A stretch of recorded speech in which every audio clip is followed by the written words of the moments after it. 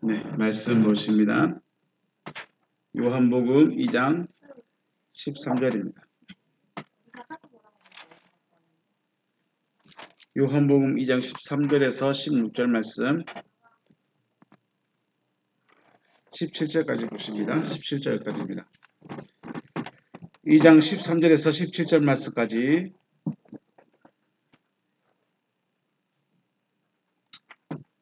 같이 보시겠습니다. 시작. 유대인들의 유월절이 가까운지라 예수께서 예루살렘으로 올라가셨더니 성전 안에서 소와 양과 비둘기 파는 사람들과 돈 바꾸는 사람들이 앉아 있는 것을 보시고 노끈으로 채찍을 만드사 양이나 소를 다 성전에서 내쫓으시고 돈 바꾸는 사람들의 돈을 쏟으시며 상을 엎으시고 비둘기 파는 사람들에게 이르시되 이것을 여기서 가져가라. 내 아버지의 집으로 장사하는 집을 만들지 말라 하시니 제자들이 성경 말씀에 주의 전을 사모하는 열심히 나를 삼키리라 한 것을 기억하더라. 아멘. 네, 예수께서 세례를 받으신 후에 제자들을 부르셨고요. 그리고 수많은 사람들을 만났습니다.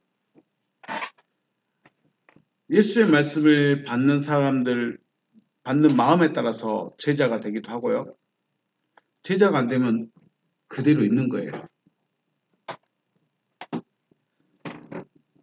예수를 만나고 그 말씀을 들을 때 어떠한 마음으로 말씀을 듣는가에 따라서 우리의 믿음의 모습이 달라진다라는 것입니다. 제자들이나 사람들의 기본적인 상황은 어떤 상황입니까? 제사장들을 통해서 혹은 서기관들을 통해서 가르침을 받아요. 제자들은 예수의 말씀을 받을 때 사람의 말로 받지 않았고요. 하나님의 말씀으로 받았습니다. 그리고 그 말씀이 그들 안에서 그들 속에서 역사를 하는 거죠. 사람들은 예수의 말씀을 사람의 말로 받았습니다. 그러니까 그 말씀이 아무런 역사를 할 수 없었다는 거죠. 자, 잘 생각해 보세요. 예수가 나타나기 전까지는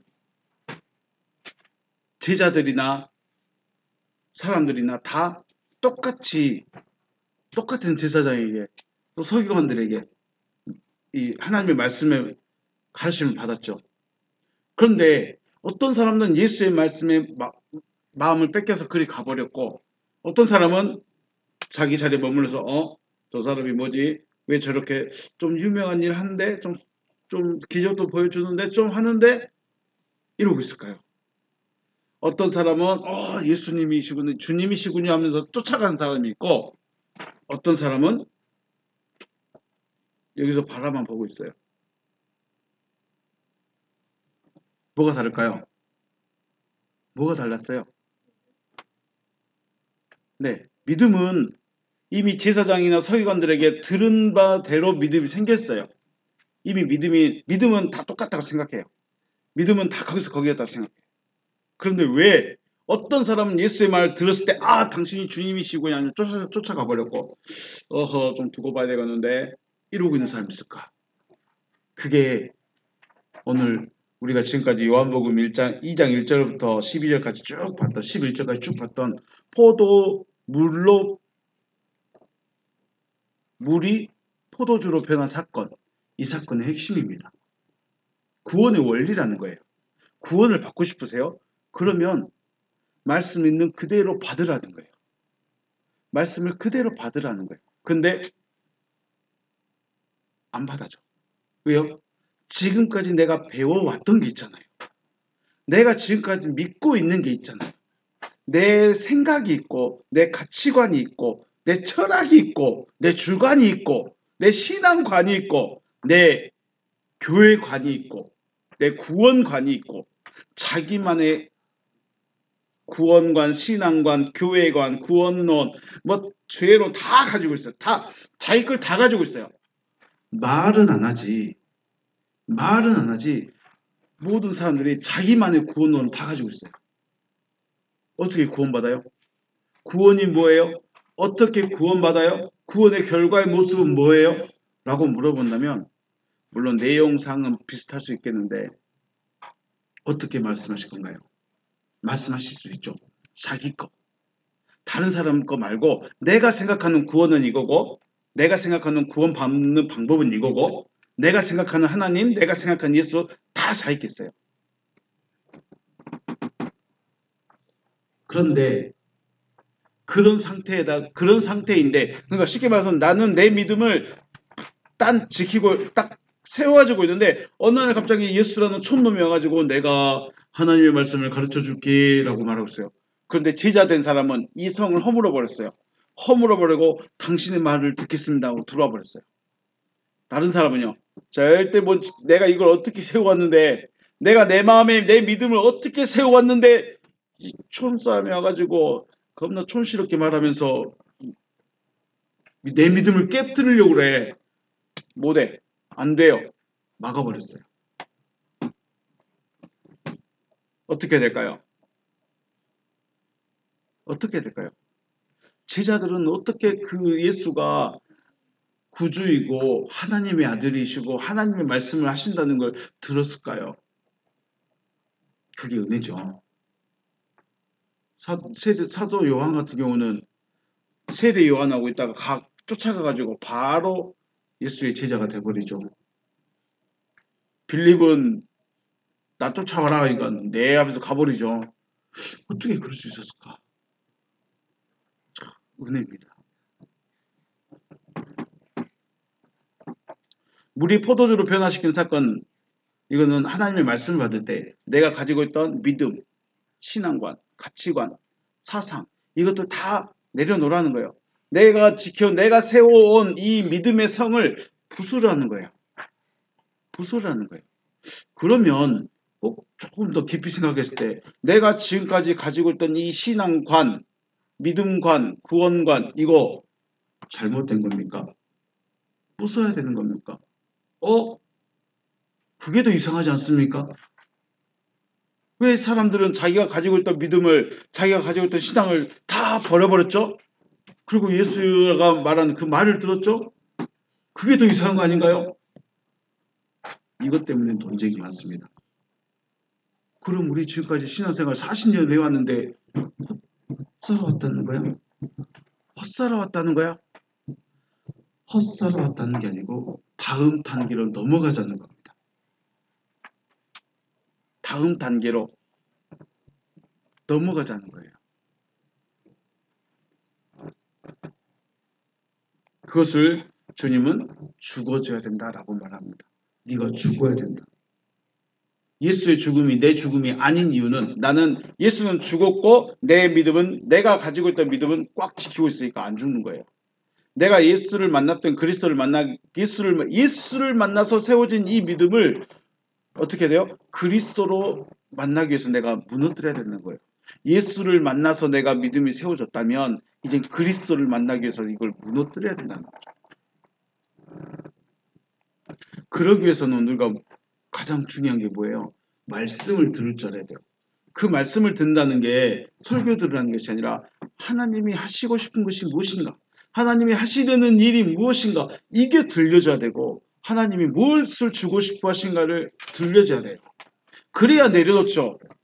제가 전에까지 이 원어성경을 연구하기 전까지는 다른 목사님의 그 가르침, 그 설교를 굉장히 철저하게 따라가려고 애를 썼어요.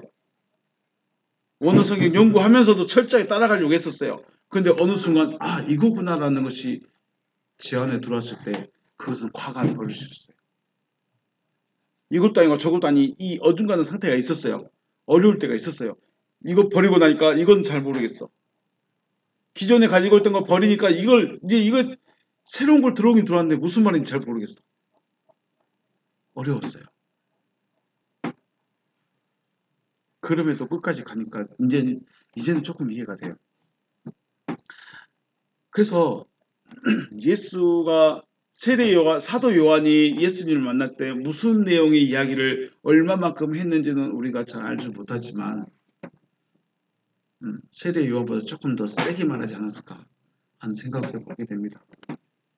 회개해라. 천국이 가까웠다. 거꾸로 말하면 너희 회개 안 하면 다 지옥이야. 그보다 더 세게 말했다면.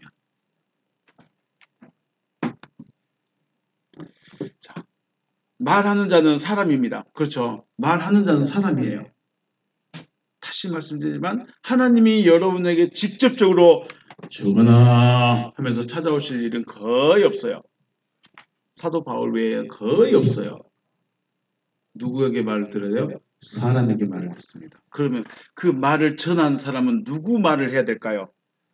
당연히 하나님이 하시고 싶은 일에 대해서 말을 해줘야 돼요. 그걸 말해줘야 돼요. 착하게 사세요. 선하게 사세요. 도덕적으로 사세요. 나눠주면 사세요. 그 천주교에서 진짜 잘하고요. 불교도 잘하고요. 원불교도 잘하고요. 다 잘해요. 그 사람들 설교 더 잘해요.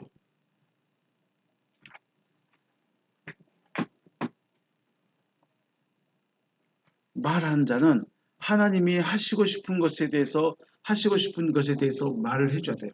말은 사람이 하지만 이 말을 듣는 자의 입장에서 어떻게 들어야 돼요? 내 생각을 내려놓고 내가 지금까지 믿어왔고 지금까지 지켜왔고 내가 해왔던 그 모든 것들을 내려놓을 수 있어야 돼요. 안 내려놓으면 하나님이 하시겠다고 하시는 그 일이 내 안에 안 들어옵니다. 안 들어오면 포도주 맛을 못 본다는 거예요. 이게 물이 포도주로 표현한 사건에 대한 내용이죠.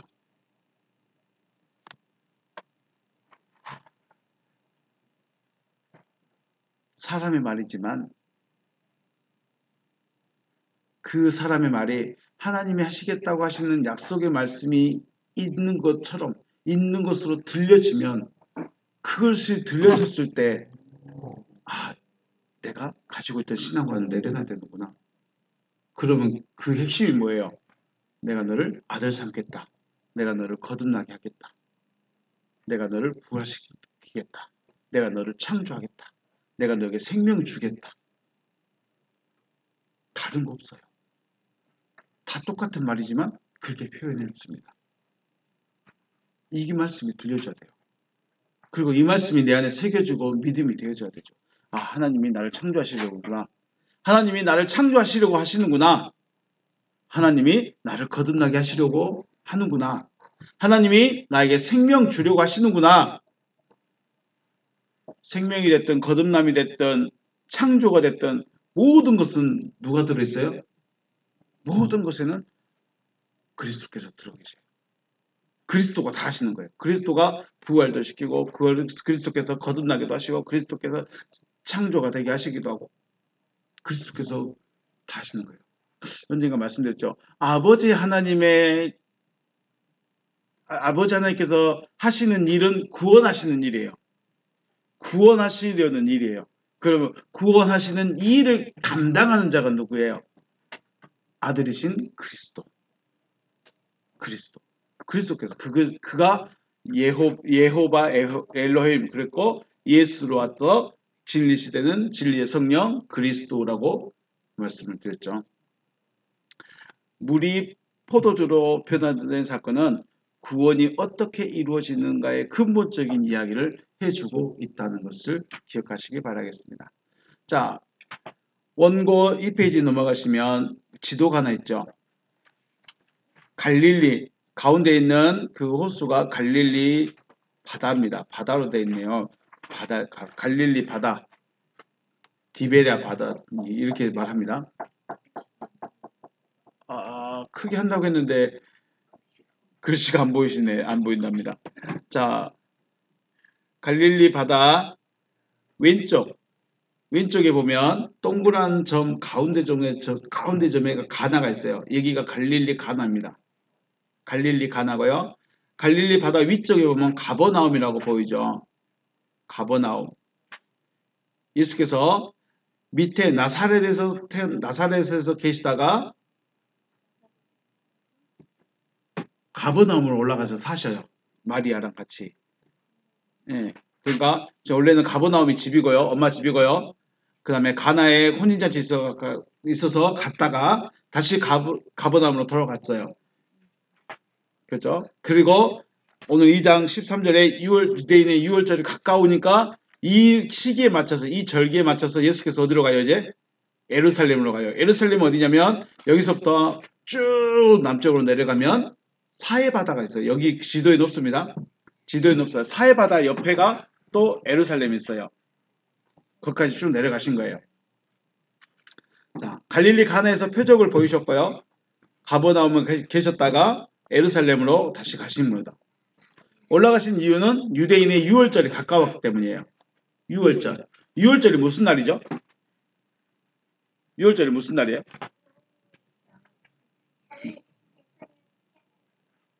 그래요. 예수님이 이제 십자가에 달려 돌아가신 날이 유월절이래요. 우와, 대박. 6살입니다. 네. 뒤에서 운동하면서 들을 거 다 듣고 있어.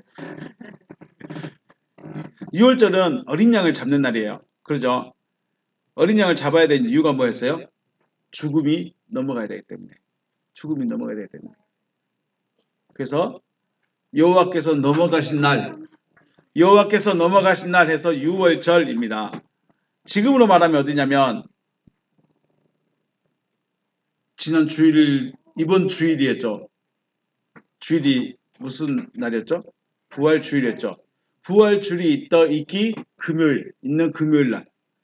그렇죠. 그러니까 예수님이 죽으시는 날이 금요일 날. 예수님이 목요일 날 잡히시고 금요일 날, 목요일 새벽에 잡히셨다가 금요일 날 선고받고 아침에 십자가 지고 시작하는 겁니다. 그리고 3시에 돌아가시고 그리고 무덤에 들어가셔요. 금요일 저녁에요.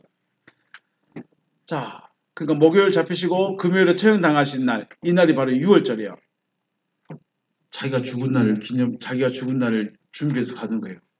희한한 분이죠. 이날 죽잖아요. 3년 뒤에 6월절에 잡히시잖아요. 자, 유대인들에 있어서 절대로 잊어서는 안 되고 절대로 빈손으로도 와도 안 되는 제사가 있습니다. 돈이 없으면 비둘기 산에 가서 비둘기라도 잡아오면 돼요. 황소가 없으면 비둘기라도 잡아오면 돼요. 그런데 이 세 날만큼은 안 돼요. 할 수 있는 모든 걸 다 해가지고 와야 돼요. 진짜로 없으면 비둘기라도 잡아야 돼요. 산에 올라가서 돈이 없으니까 산에 올라가서 비둘기라도 잡아야 와야 돼요. 그 세 날이 뭐냐면 6월절, 77절, 수장절. 자, 6월절은 지금의 부활절이고요. 77절은 맥주감사절입니다. 그러니까 지금으로부터 50일 정도 지난 날. 그러면 6월 말 정도 될까요? 그 정도 되죠. 6월 초순 정도 됩니다. 근데 이것을 진리시대로 가면 오순절입니다. 77절을 맥추절 또는 오순절이라고 부르고요. 다음에 있는 절기가 수장절입니다. 수장절은 초막절 또는 추수감사절로 지킵니다. 수장절은 곡식을 걷어서 저장해 놓는 날이에요. 이게 왜 우리에게 추수감사절이 중요하다고 제가 말씀드리죠. 내가 알곡이 되어졌는가를 확인하는 날이에요. 그냥 1년 농사 잘 지었습니다. 쌀 갖다 놓고 호박 갖다 놓으라고 추수감사절이 있는 게 아니고요. 내가 알곡이 되어졌는가 점검하는 날이에요. 중요한 날이죠. 이 세 절개는 여호와 이름을 든 곳으로 찾아가서 제물을 드리며 제사를 의무적으로 드려야 됩니다. 남자들은 무조건 와야 돼요. 여호와 이름을 든 곳. 물론 성소들이 많이 있습니다. 각 동네마다 각 지역마다 이렇게 성전이 아니라 제사장들이 모여있는 곳들이 따로 있었어요. 그런데 특별히 여호와 이름을 둔 곳이 어디예요? 예루살렘이죠. 예루살렘 성전으로 다 모이라는 거예요. 그래서 예수님도 6월절에 맞추시려고 가버나움에 계시지 않고 예루살렘 올라가신 거예요. 그런데 예수께서 올라가실 때 황소 끌고 갔을까요? 안 끌고 갔을까요? 안 끌고 갔겠죠. 예. 예수님은 6월절, 특별히 6월절에만 이렇게 좀 올라갔어요. 다른 절기에는 예루살렘 성전을 잘 안 찾았어요. 6월절에만 좀 올라간 기록이 있습니다. 자, 6월절 제사의 절기가 가까웠기 때문에 이스라엘 모든 사람들이 예루살렘을 모이고 있었고 재물을 팔고 사기 위해서 예루살렘이 이제 시끌벅적한 상황입니다. 자, 여호와 이름을 둔 성전에 있는 곳에서 이곳에서 제사를 드렸는데 제사를 드릴 때 재물은 흠이 있으면 될까요? 안 될까요? 쉽게 말해서 귀가 잘려졌다거나 발톱이 빠졌거나 칼 어디 긁혀가지고 흉터가 있거나 이런 황소, 1년 된 황소를 1년 된 송아지를 데리고 가야 되는데 놀다가 귀가 잘렸어. 강아지가 놀다가 강아지 귀를 잘라 먹어버렸어. 아니면 길을 가다가 가시에 상처가 나서 흉터가 생겼어. 이런 건 다 흠이에요. 절대 안 돼요. 깨끗한 발톱도 이빨도 다 있는 그런 숫소로 가지고 와서 제사를 드려야 돼요. 우리는 이렇게 하려면 아마 못할 거예요. 자, 예배하러 올 때 정장을 차림합니다. 머리에 기름을 바르세요. 화장은 아주 열심히 하세요. 그리고 옷은 최대한 새 것으로 입고 오세요. 그리고 헌금도 요즘에는 계좌이체로 하세요. 막 이러고 있어요. 그럼 우리는 올까요? 못 올까요? 안 올 것 같아. 근데 유대인들은요. 이게 여호와의 신앙이에요. 그렇게 해야 여호와께서 받으신다고 해버렸어요. 자, 시골 갈릴리에서 황소를 잘 먹이고 상처 없이 키웠는데 예루살렘으로 데리고 오는 일주일 동안 걸어왔어요. 소하고 같이 걸어왔어요. 근데 걸어오다가 소가 힘들어가지고 살이 빠져버렸네. 제물로 쓸 수 있을까요? 못 쓸까요? 일주일 동안 열심히 돌길을 걸어오다 보니까 발톱이 빠져버렸네. 제물 될까요? 안 될까요? 제물 못 써. 열심히 1년 하나님께 제사하려고 1년 동안 열심히 준비해가지고 왔는데 이 시골에서 여기까지 같이 걸어오다가 얘가 상처받고 다 살 빠지고 제물이 못했어. 가지고 온 사람 입장에서는 안타깝겠죠. 쉽게 말해서 여러분이 진짜로 다음 주일을 위해서 금식도 하고 옷도 새로 사고 화장품도 새로 사고 다 새 걸로 했는데 주일 예배 쉽니다 해버렸어. 아니면 여러분이 갑자기 아파가지고 병원에 가버렸어. 안타깝겠죠. 그런 겁니다. 처음에는 이렇게라도 해서 제사를 드렸는데 제사장들이 이제 이런 상처 나고 살 빠진 제물을 안 받아버립니다. 거부해버립니다. 하나님께서 받지 않으신다. 받고. 그래서 어떻게 될까요? 예루살렘에 돈을 들고 와서 근처에서 삽니다. 근처에서 사람들에게 소나 양이나 염소, 비둘기를 사서 이제 제물로 드린 거예요. 그런데 이스라엘에 온 사람들이 다 모이는데 한두 마리도 아니고 이스라엘 수많은 사람이 더 좋은 짐승을 사려면 어떻게 될까요? 돈을 더 줘야 되겠죠. 이게 경매가 되는 거예요. 자, 재물은 하나밖에 없는데 살 사람은 10명이야. 이거 얼마 줄 거예요? 처음에 사람 1,000원이요. 그 다음 사람 2,000원이요. 그 다음 사람 10,000원이요. 이게 뭐예요? 경매가 돼버려요.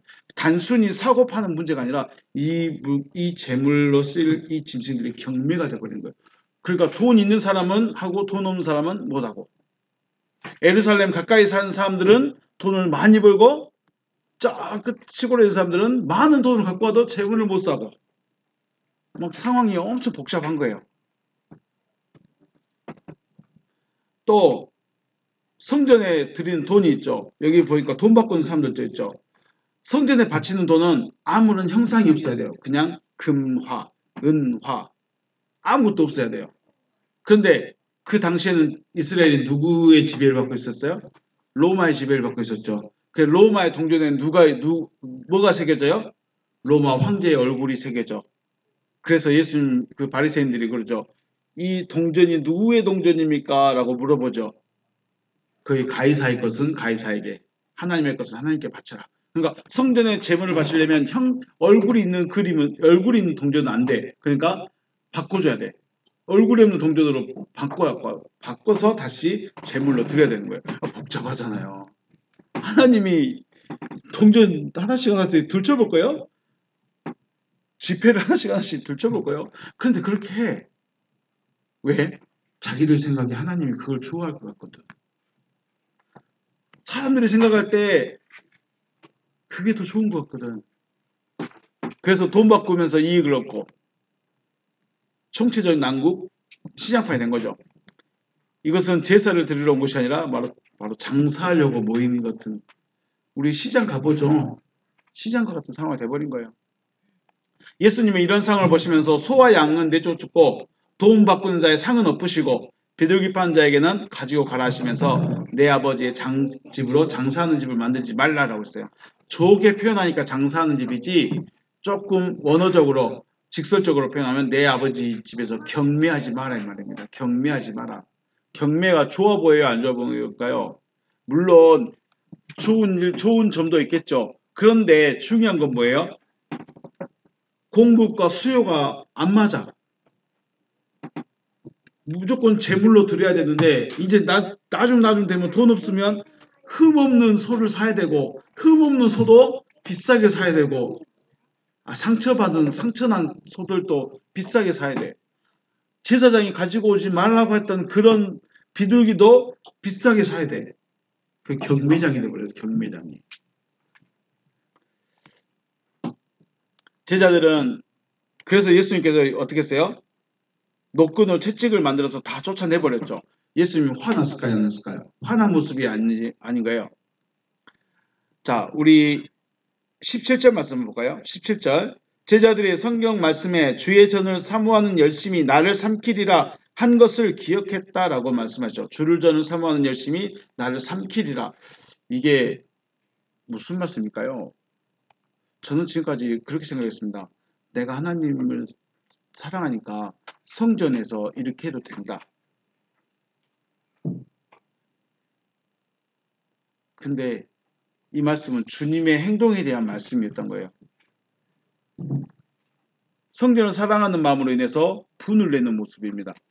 원어를 보면 화가 나를 삼켜버렸어요. 화가 나를 삼켜버리면 내가 제정신이라는 거예요? 정신이 없다는 거예요?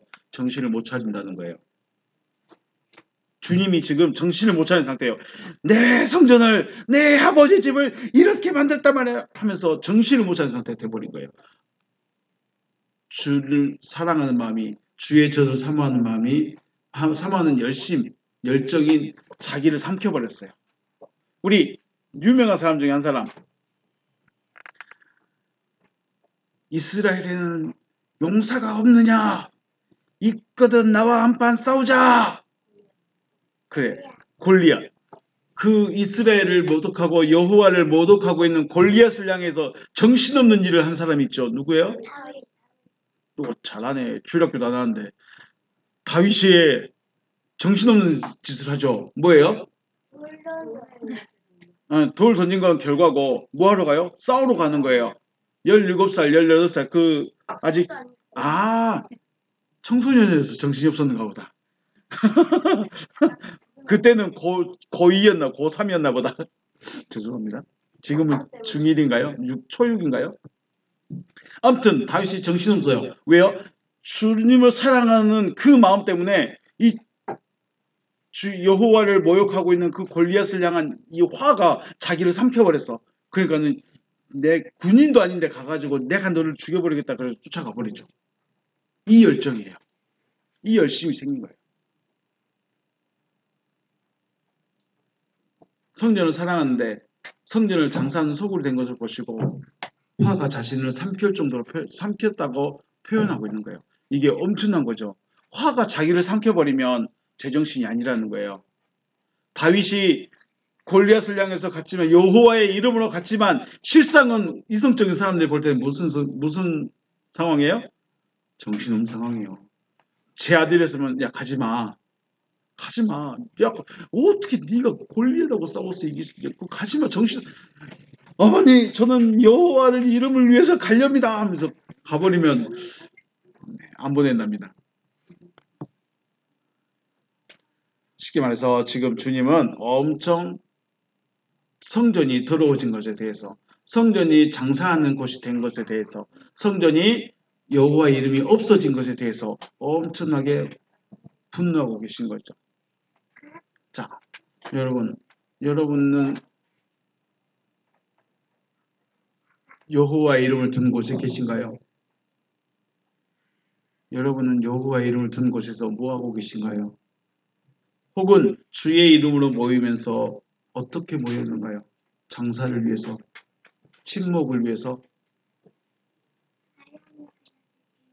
내 취미를 위해서, 나의 친교를 위해서. 그거나 이거나 뭐가 다르죠?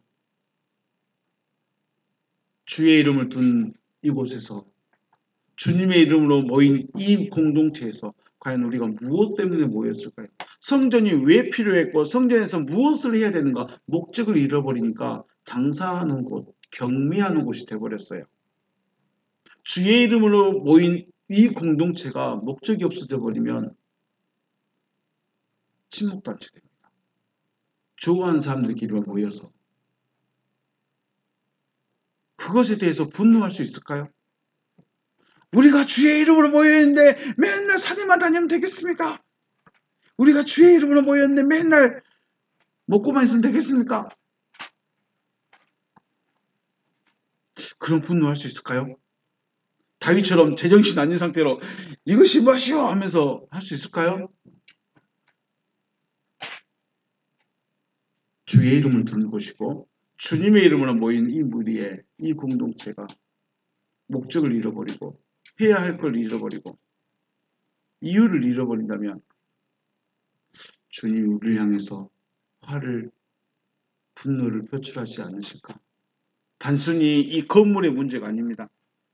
내 육신의 문제가 아닙니다. 우리 공동체의 마음의 문제입니다. 목적이 잃어버리면 안 되고 이유도 잊어버리면 안 되고 내가 주님의 이름을 부르는 이유, 하나님이 나를 부르신 이유, 내가 하나님의 이름을 불러야 하고 내가 하나님께 나아가야 되는 그 이유, 목적, 그걸 잊어버리면 우리는 장사하는 자, 놀러 나오는 자, 사람 구경하러 오는 자, 교회가 그런 곳이 되어버린다는 거예요. 이런 상황에 대해서 주님은 분노하셨다. 성전은 뭐 하는 곳이에요? 여호와께 제사하는 곳이에요. 아버지께 제사하는 곳이에요. 자기의 모든 것을 들여서 섬기는 곳이에요. 그런데 그곳이 장사집, 장사하는 집, 경매하는 집, 돈 버는 집, 어떻게 하면 싸게 좋은 걸 살까? 어떻게 하면 나쁜 걸 더 비싸게 팔아볼까? 이런 장사하는 집, 시장통이 되어버렸어요. 우리가 그런 모임이 된다면, 우리의 모임이 그런 모임이 된다면 과연 성전에 주님이 계시고 성전에서 여호와께서 계시고 여호와께서 우리의 제사를 예배를 받아주실 것인가? 교회에 있다고 예배가 아닌 거죠. 교회에 있다고 예배가 아니고 모여 있다고 예배가 아닐 수도 있다는 거 기억하시면서 나를 향해 주님 분노하지 마시고 나의 섬김을 주님의 말씀을 나에게 이루시라고 기도하시는 여러분과 제가 되시길 주님의 이름으로 축복합니다. 네, 오늘 여기서 마치겠습니다. 수고하셨습니다.